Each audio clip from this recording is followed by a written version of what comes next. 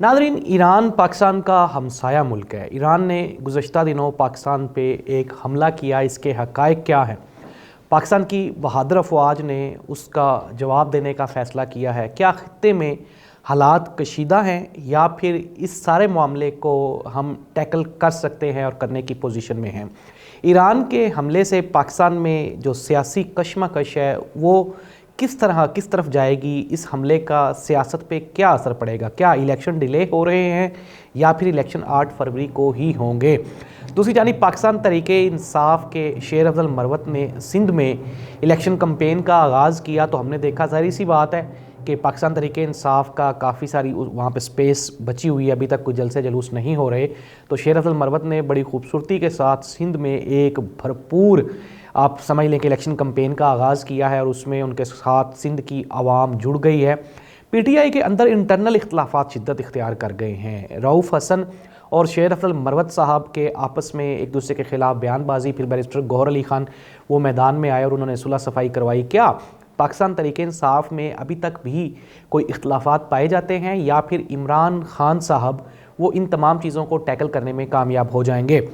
शेख रशीद साहब के बारे में चेयरमैन पाकिस्तान तहरीक इंसाफ इमरान खान ने हमदर्दी का इजहार किया। उन्होंने कहा कि शेख साहब मेरे बड़े अच्छे दोस्त हैं और लेकिन मुझे अफसोस है कि चूँकि उन्होंने प्रेस कॉन्फ्रेंस कर ली थी तो इसलिए पार्टी इस चीज़ पे मुत्तफिक नहीं हुई कि शेख साहब की हमायत की जाए। शेख साहब की गिरफ़्तारी हो गई।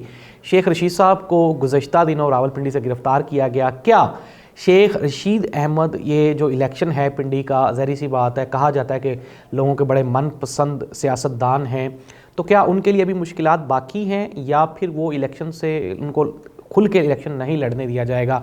क्या पाकिस्तान तहरीक इंसाफ अभी भी इसी पोजीशन में है कि वो शेख साहब के मुकाबले में अपने उम्मीदवारान को विड्रॉ करवा लेगी? ये वो तमाम सवालात हैं जिसके जवाबात हम ढूंढेंगे आज के प्रोग्राम में। प्रोग्राम का बाकायदा आगाज़ करें। सबसे पहले नाज़रीन, एक चीज़ पे हम सब लोग मुत्तफ़िक हैं और वो ये है कि किसी भी कौम की सालमियत में उसके जो मुहाफ़िज़ होते हैं उनका कलीदी किरदार होता है। पाकिस्तान की फ़ौज एक बहादुर फ़ौज है। आप तमाम सियासी इख्तलाफात को भुला के एक लम्हे के लिए पाकिस्तान की अगर जोग्राफ़िकल कंडीशन पे अगर हम गौर करें तो हम इस नतीजा पे पहुँचते हैं कि पाकिस्तान के हमसाया ममालिक जैसे कि Bharat, Iran, Russia, China, Pakistan एक ऐसी सिचुएशन में, ऐसी पोजीशन में वाक़या है जहाँ पे लेफ़्ट राइट पाकिस्तान को चैलेंजेस का हमेशा से सामना रहा है और मुस्तकबिल में भी रहेगा। पाकिस्तान के ईरान के साथ अच्छे तल्लुकात थे, लेकिन ईरान ने ये जवाज़ बनाया कि पाकिस्तान में बॉर्डर लाइन पे शायद, उनका ये कहना है कि शायद कोई इस तरह के लोग मौजूद थे जिससे ईरान को कोई ख़तरा था। फिर उन्होंने वहाँ पे एक ऑपरेशन भी लॉन्च किया। लेकिन नाज़रीन, पाकिस्तान की बहादुर आर्मी पे कतन उनकी लड़ाई पे, उनके लड़ने पे किसी किस्म का कोई शकूक शुबहात नहीं है हमें।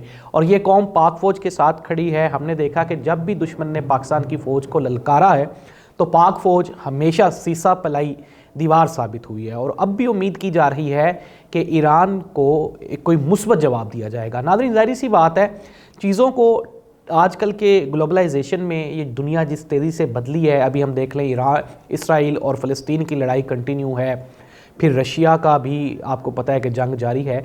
ऐसी सूरत हाल में ज़ाहिर सी बात है अपने जज्बात पे काबू रखना पड़ता है और पाकिस्तान की जो फ़ौज है उसकी कमान मजबूत हाथों में है और ये उम्मीद की जा रही है कि वो इस पूरे के पूरे मसले को बड़ा खूबसूरती से और बहादुरी से टैकल किया जाएगा। पाक फ़ौज की जानिब से खैर इस चीज़ को आज कह भी दिया गया कि हम हर किसी भी किस्म का कोई भी अगर इस तरह का चैलेंज होगा तो उससे नबर्द आज़मा होने के लिए दिन रात तैयार हैं और अपनी मर्ज़ी के मौके पर, मौके की मुनासबत से ईरान को जवाब दिया जाएगा। नाज़रीन, वैसे कहने को तो बड़ा आसान है कि पाकिस्तान को भी चाहिए कि जवाबी कार्रवाई कर दे, लेकिन मैं फिर दोबारा कह रहा हूँ कि ख़ित्ते की कंडीशन के लिए और पाकिस्तान की अंदरूनी सिचुएशन इस चीज़ की मुतहम्मिल नहीं है कि हम भारत के बाद ईरान के साथ भी लड़ाई मोल ले लें। अब ज़ाहिर सी बात है, इसको देखना पड़ेगा तमाम प्रोसेस को। इसके ऊपर एक पाकिस्तान की ये भी आप ये कह लें कि मुश्किल सिचुएशन है। जब भी किसी भी मुल्क में इलेक्शंस होते हैं तो इस तरह की हरकत अमूमन लेफ़्ट राइट से हो जाती है। अगर हम इंडिया की बात करें तो वहाँ पे भी जब भी इलेक्शंस होते हैं तो वो क्या करते हैं, वो पाकिस्तान के साथ सरहदों पे अपनी फ़ौज को बढ़ा देते हैं, इस तरह की एक्टिविटीज़ तैयार कर लेते हैं जिससे ये ज़ाहिर होता है कि शायद वो पाकिस्तान के साथ लड़ने वाले हैं, लेकिन लड़ाई कभी भी नहीं हुई। اب ایک چیلنج ہمیں یہ بھی ہے کہ ظاہر سی بات ہے کہ 8 فروری کو الیکشنز کروانا ہے، اور ایسی صورتحال میں پاکستان کو چاہیے کہ وہ اپنا تمام تر فوکس وہ الیکشنز پہ کرے، کیونکہ ناظرین پاکستان میں پولیٹیکلی ہم لوگ اتنے الجھ چکے ہیں کہ اب آگے کا جو راستہ ہے وہ انتہائی مشکل دکھائی دیتا ہے۔ اب یہ تو ایران اور پاکستان کا مسئلہ ہے، انشاءاللہ ہمیں امید ہے کہ پاکستان کی بہادر فوج اس کا مثبت جواب دے گی، اور جو بھی پاکستان کی بہتری کے لیے ہوگا، ڈیفنس کو آپ یا مجھ سے ہماری پاک فوج زیادہ بہتر سمجھتی ہے، اور وہ اس چیز کو بہتر جانتے ہیں کہ کہاں کب اور کیسے جواب دینا ہے۔ تو اس لیے ہمیں جو صبر کا دامن ہے اس کو ہاتھ سے نہیں چھوڑنا چاہیے۔ پاکستان مسلم لیگ نون کی جانب سے پی ٹی آئی کو پاکستان ایران کشیدگی پہ نشانہ بنایا جانا انتہائی افسوسناک ہے۔ پاکستان مسلم لیگ نون کا یہ موقف ہے کہ شاید پی ٹی آئی کوئی اس طرح کے بیانات دے رہی ہے، حالانکہ عمران خان اور جو پی ٹی آئی کی بڑی قیادت ہے اس کی جانب سے کنڈیم کیا گیا اس حملے کو، اور پاک فوج کے ساتھ اظہار یکجہتی کے لیے انہوں نے کہا کہ ہم اپنی بہادر فوج کے ساتھ کھڑے ہیں۔ اور کوئی بھی اگر اچھا لیڈر ہو، کوئی اچھی پولیٹیکل پارٹی ہوگی، ظاہر سی بات ہے ہمارے انٹرنلی جو بھی میٹرز ہوں گے لیکن ہم ان کو انٹرنیشنلی ڈسکس نہیں نہ کریں گے، وہ تو ہمارے اندرونی معاملات ہیں۔ اندرونی معاملات اگر ہم واپس آ جائیں پاکستان کے پولیٹکس کے اندرونی معاملات، تو 8 فروری کو الیکشن ہونے جا رہا ہے۔ ناظرین یہ پاکستان کی تاریخ کا جہاں تک میرا خیال ہے کہ یہ پہلا الیکشن ہوگا جہاں میں آپ یہ دیکھیں کہ جو سب سے زیادہ امیدواران جیتیں گے وہ آزاد حیثیت میں ہوں گے۔ اس کی ایک بڑی وجہ پاکستان تحریک انصاف کو بلے کا نشان نہ ملنا بھی ہے۔ پاکستان تحریک انصاف کو کہاں کہاں چیلنجز درپیش ہوں گے اس کا بھی ہم آپ کو تھوڑا سا بتا دیتے ہیں کہ ظاہر سی بات ہے جب آزاد امیدوار ہوتا ہے تو سب سے پہلی سچویشن یہ ہے کہ ایک ہی حلقے سے 3 امیدوار بھی آ جائیں گے۔ اب وہ تینوں آزاد ہوں گے اور وہ تینوں عمران خان کی تصویر لگا کے یہ کہہ سکتے ہیں کہ یہ ہم جو ہے وہ پی ٹی آئی کے لیے کھڑے ہوئے ہیں۔ لیکن ایک جو بڑا چیلنج ہوگا کہ وہ الیکشن اگر جیت جائیں گے، چونکہ ظاہری سی بات ہے یہ تو کنفرم خبر ہے، میں آپ کو آج کی بڑی بریکنگ نیوز دے رہا ہوں کہ سرویز کی رپورٹ کے مطابق ابھی تک لوگ پاکستان مسلم لیگ نون کو ووٹ ڈالنے کے لیے تیار نہیں ہیں، اور پاکستان مسلم لیگ نون کی بالکل وہی پوزیشن ہے جو 2013 میں پنجاب اور مرکز میں پاکستان پیپلز پارٹی کی تھی۔ آپ یہ دیکھیں کہ پاکستان پیپلز پارٹی کی طرف سے جو بڑے الیکٹیبلز تھے وہ 2013 کا الیکشن پاکستان پیپلز پارٹی کے نشان تیر پہ وہ ہار گئے تھے، انہوں نے الیکشن لوز کر دیا تھا۔ سملرلی ایسی ہی سچویشن پاکستان مسلم لیگ نون کے لیے بھی ہے، انتہائی چیلنجنگ پوزیشن ہے ووٹر کو سیٹسفائی کرنا۔ اور میں بار بار یہ بات کہہ رہا ہوں کہ مریم نواز صاحبہ نے اپنے ایک جلسے میں خود ہی انہوں نے کہا کہ مہنگا ہے، پیٹرول بھی مہنگا ہے، بجلی بھی مہنگی ہے، گیس بھی مہنگی ہے، لیکن عوام یہ جانتی ہے کہ اس ساری مہنگائی کی اصل وجہ پاکستان مسلم لیگ نون کے وہ 2 سالہ دور اقتدار ہے جس میں شہباز شریف صاحب وزیر اعظم پاکستان تھے، اور عوام ظاہری سی بات ہے اتنا کمزور حافظہ نہیں ہوتا۔ پاکستان کی یہ پولیٹیکل ہسٹری رہی ہے کہ 5 7 سال 10 سال گزر جانے کے بعد چیزیں کافی مدھم ہو جاتی ہیں، لوگوں کی یادداشت سے نکل جاتی ہیں، لیکن چونکہ یہ ابھی ریسنٹلی ہوا ہے اور 2 سال کا اقتدار جو پاکستان مسلم لیگ نون نے حاصل کیا اس میں یہ ہم سب لوگوں کے سامنے بھی ہے کہ انہوں نے سوائے اپنے کیسز معاف کروانے کے انہوں نے پاکستان کی بہتری، تعمیر و ترقی کے لیے کوئی بھی حوصلہ افزا قدم نہیں اٹھایا یا اٹھا نہیں سکے۔ اب لوگ اس چیز کو وہ ایک دلیل بنا لیتے ہیں، وہ کہتے ہیں کہ جی اگر 2 سال میں وہ کچھ نہیں کر پائے، 2 سال بڑا لمبا عرصہ ہوتا ہے، اس میں کوئی نہ کوئی تو ریلیف دیا جا سکتا تھا عوام کو، لیکن کسی بھی قسم کا کوئی ریلیف نہیں دیا گیا۔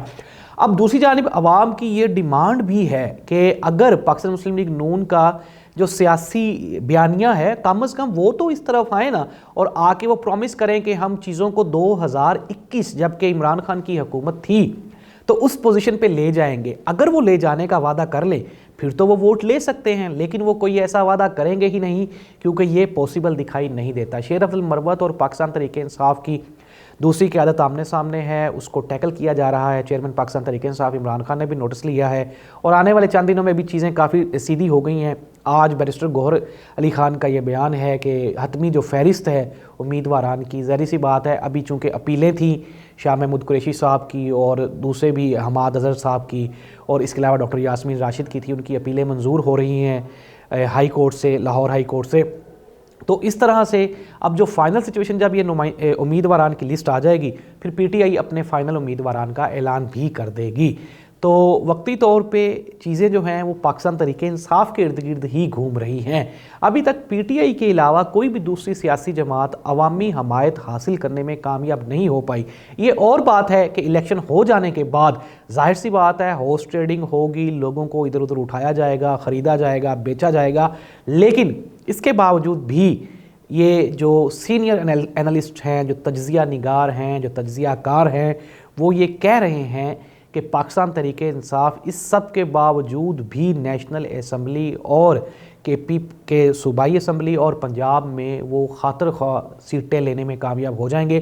اور ظاہر سی بات ہے، یہ تو ہم سب لوگ جانتے ہی ہیں کہ اب جن لوگوں کو ٹکٹس دیے جا رہے ہیں یہ وہ لوگ ہیں جو کہ نون لیگ اور یہ جو نگران سیٹ اپ ہے اس کے دوران وہ سب سے زیادہ متاثر ہوئے ہیں، جنہوں نے جیلیں دیکھی ہیں، جن کے بچے فوت ہو گئے ہیں یا جن کے بچوں پہ ظلم کیا گیا ہے۔ ایسی صورتحال میں یہ لوگ پی ٹی آئی کے بیانیے کے اگینسٹ نہیں جائیں گے یا مشکل ہوگا، یہ بھی ایک نظریہ ہے۔ لیکن جو میں آپ کو دوبارہ بتا رہا ہوں کہ سرویز کی رپورٹ یہی بتا رہی ہیں کہ پنجاب اور مرکز میں آزاد امیدواران کی حکومت قائم ہوگی۔ میاں نواز شریف صاحب کے وزیر بننے کے چانسز ابھی بھی کہیں نہ کہیں فضا میں یا ہوا میں معلق ہیں۔ دیکھنا یہ ہوگا آیا کہ کیا ہوتا ہے۔ ایک وہ بات جو ہم ہر پروگرام میں میسیج دیتے ہیں کہ آپ اپنے ووٹ کا درست استعمال ضرور کریں، 8 فروری کو نکلیں اور ووٹ ضرور ڈالیں، کیونکہ یہی ایک وہ چیز ہے جس سے آپ، میں، ہم سب لوگ سٹریس اور ڈپریس ہیں اور ڈپریشن کا شکار ہیں کہ یار پاکستان میں کوئی بہتری آنی چاہیے۔ تو یہی ایک طریقہ ہے اور یہی ایک موقع ہے کہ جس سے پاکستان کی تقدیر بدلی جا سکتی ہے۔ اللہ اس ملک کا حامی و ناصر ہو۔ اللہ حافظ۔